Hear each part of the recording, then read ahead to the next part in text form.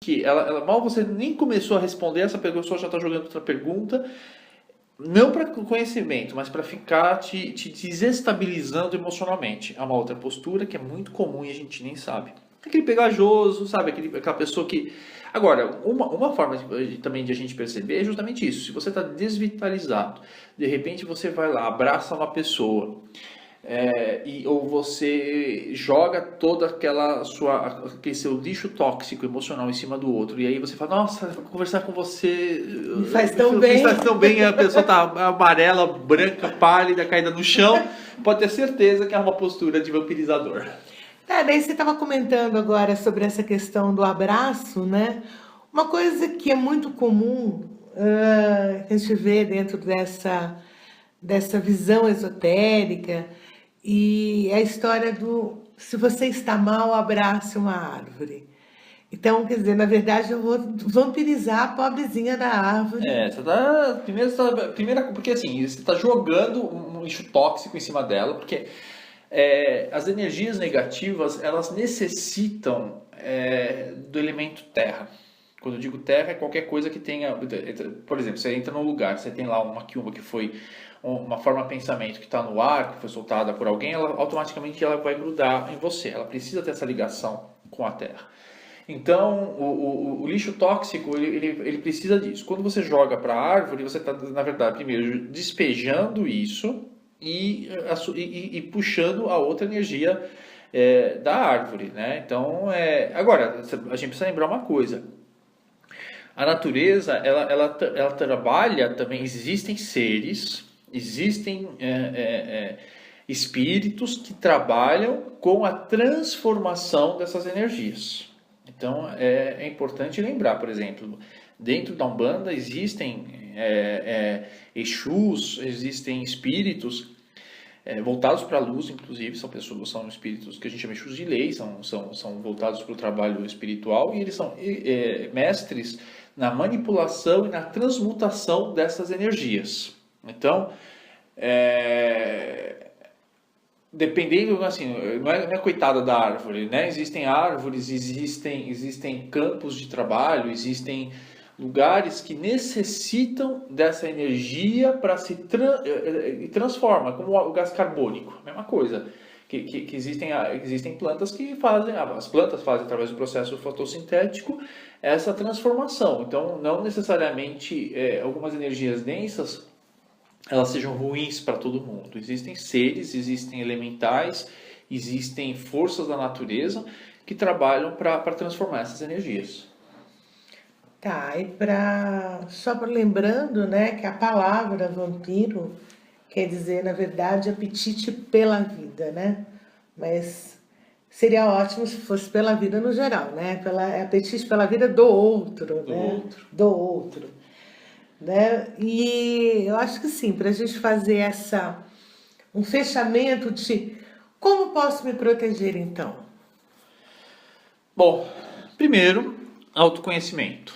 É perceber de que maneira você perde energia, né? Porque o vampiro ele suga energia do outro porque ele está descompensado energeticamente. Então, como é que eu perco? Onde que eu coloco os meus sonhos? Onde eu coloco a minha vontade de viver? Onde eu coloco as minhas intenções? Onde eu coloco a minha consciência? É em projetos que me trazem algum benefício? Ou o processo de vampirismo, ele também, abrindo um parênteses, ele é uma sequência, é uma corrente, um que vampiriza outro, que vampiriza outro, que vampiriza outro, que vampiriza outro. Sabe essa história que a gente sempre fala, né?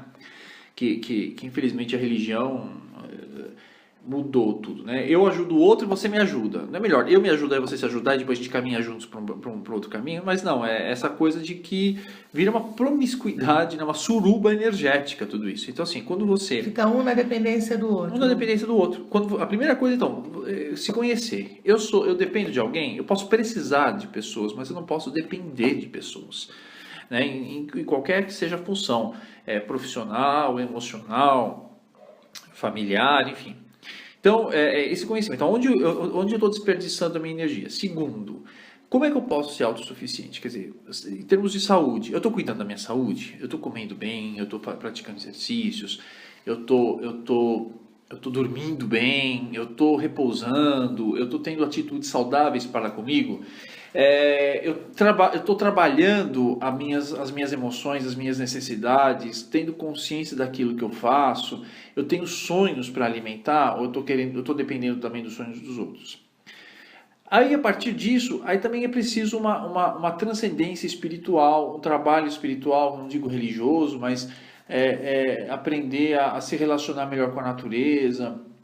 A meditação é um exercício fantástico para a manutenção energética. E mais, e aí também como se proteger observando as pessoas com quem a gente anda, estabelecendo, pensar no tipo de padrão vibratório que eu crio ao redor de mim, a minha realidade. Que tipo de leis de afinidade, de leis de sintonia que eu me coloco?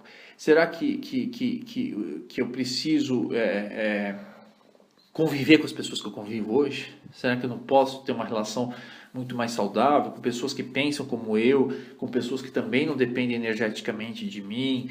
Enfim, tudo vai nessa lei da afinidade. Agora, frequentar um bom centro espiritualista, seja ele de que linha for, é sempre uma boa possibilidade para entender melhor esse universo energético. Infelizmente, hoje a ciência, na sua grande maioria, não estuda isso como deveria, né? Então ficou esse estudo do subjetivo, do universo energético, do universo fluídico, ele ficou muito restrito a alguns campos espiritualistas, né? A centros kardecistas, a centros de Umbanda.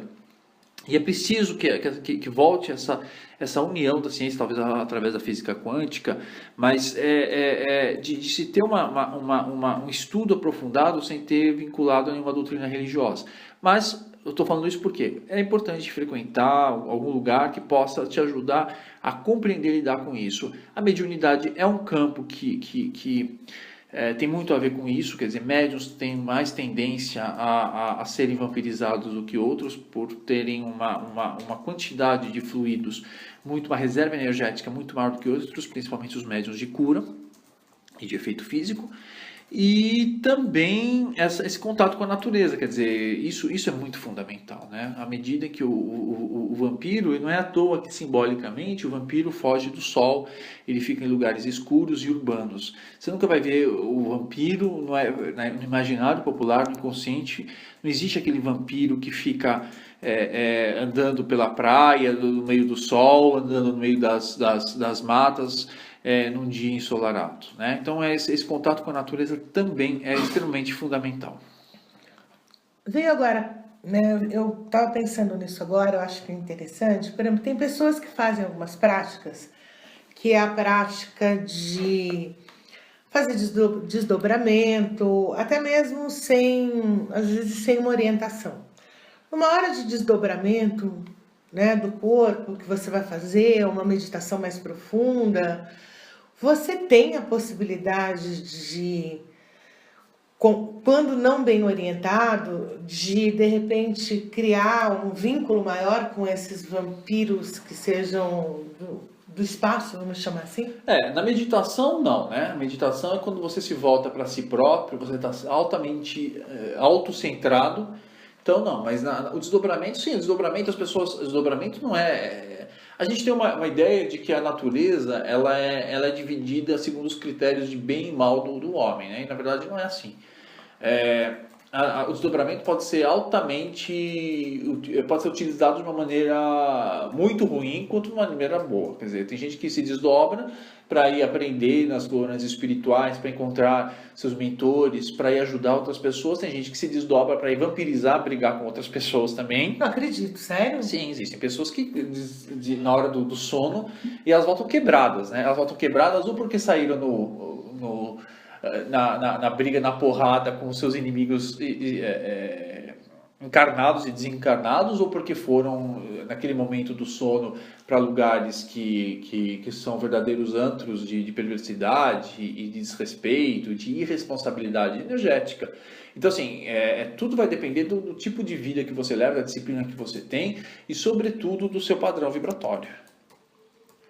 Isso é bastante interessante, né? Na verdade, assim, as pessoas todas têm que pensar muito nessa questão da orientação, né, Ricardo?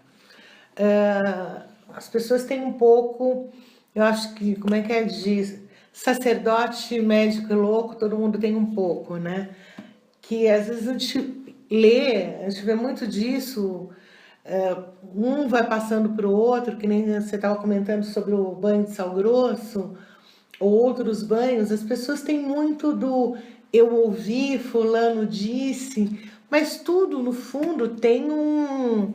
Cada banho e tudo tem um porquê, né? Não pode ser feito ao léu do jeito que é feito, porque você talvez ao invés de você melhorar, você pode piorar o teu campo energético, né? Isso é como medicamento, né? Não é todo mundo que a dor de cabeça, todo mundo tá com dor de cabeça toma aquele medicamento.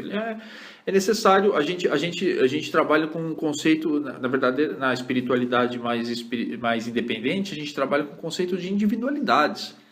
Tem que se analisar caso a caso, tem que se analisar o universo energético da pessoa. E é por isso que a gente está aqui, né, com esse programa. É para trazer um pouco mais de...